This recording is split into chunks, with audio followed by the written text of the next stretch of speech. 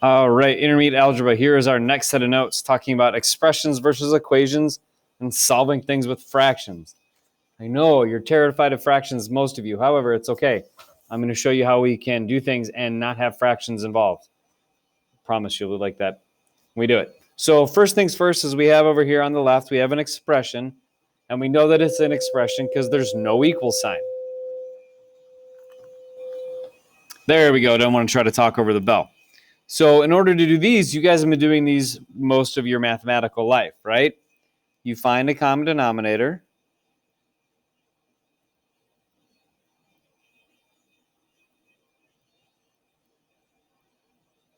Right? And then you make one fraction.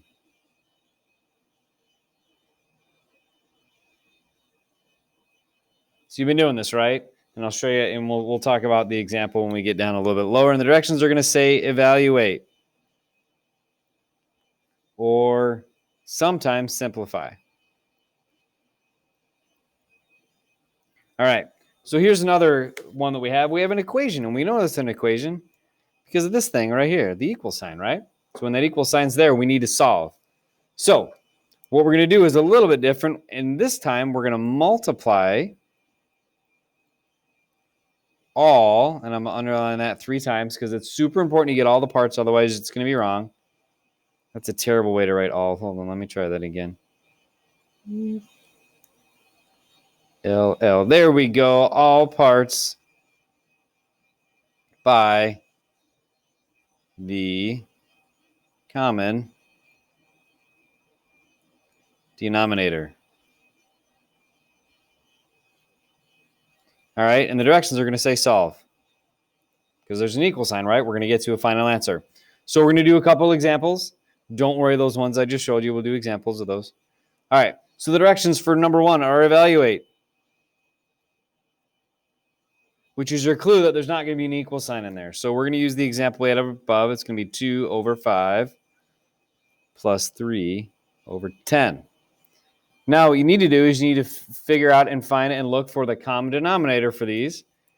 Okay, common denominator is going to be the smallest number that both things can be divided into. Okay, in this case, it's going to be 10 because 10 divided by 10 is 1 and 5 divided by 10 is 10. So what I need to figure out is how I can multiply that first fraction by a number to get my denominator to be 10. And if you're thinking, hey, Sayer, you should multiply it by 2, you're correct. But I can't just multiply it by 2. I have to multiply it by 2 over 2. Because if you remember, 2 divided by 2 is still 1. So it doesn't change the fraction. It makes it into an equivalent fraction. Remember that fancy math word? So we're going to multiply that across, and I'm going to get 4/10 plus 3/10. And now when I get to this part, what do I got to do? If I have common denominators, I just add the numerators. And so I'm going to get a final answer of 7 over 10. All right? So far, so good? Okay. Now we're going to do what we always do with math, is we're going to make it harder. So we're going to solve problems with fractions.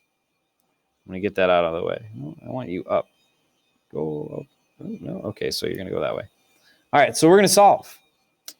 So we're going to use this problem that we had up here. We're going to have 2 over 5x plus 3 over 10 equals 4.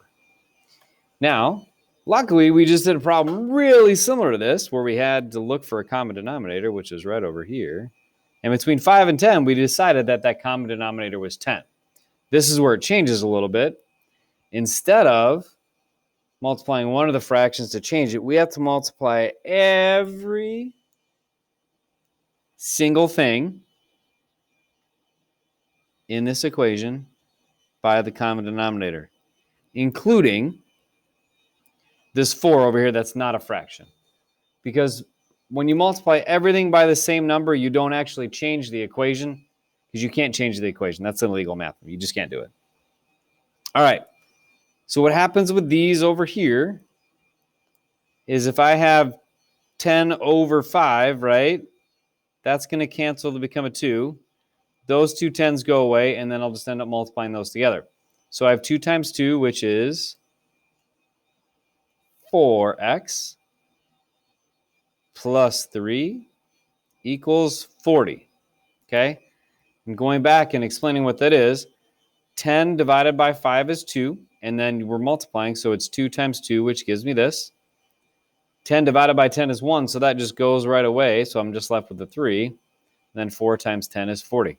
And then, for the rest of the problem, you just go about solving it like you would normally solve an equation, right? So I have subtract 3 from both sides, and I'm going to get 4x equals 37. The opposite of multiplying is dividing.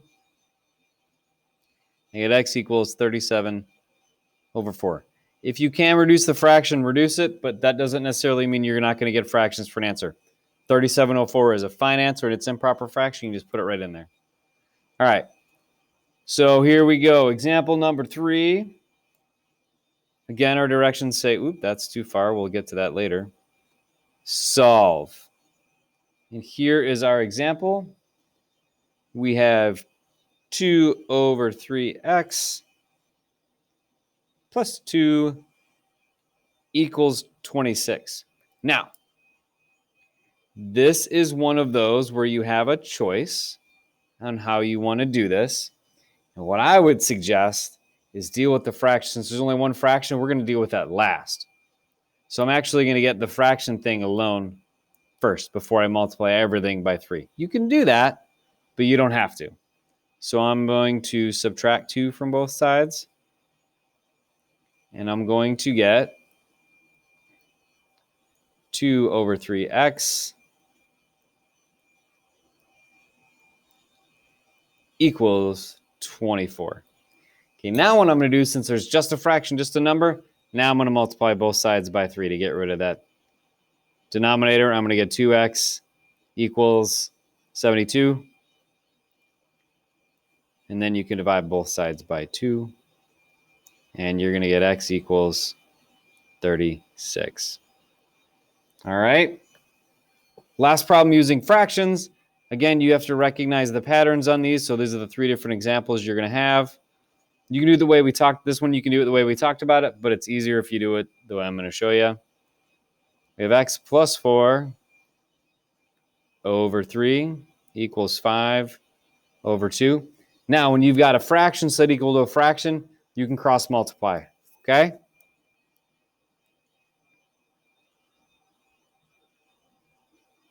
And so what you would get is 2 times x plus 4 equals 15.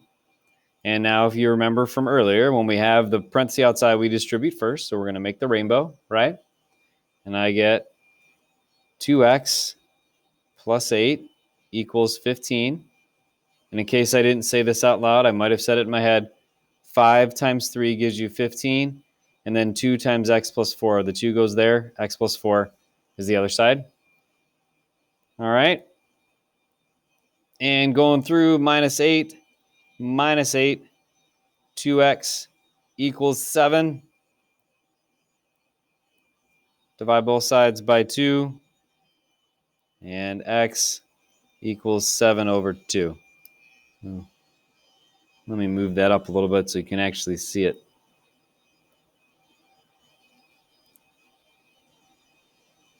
There you go.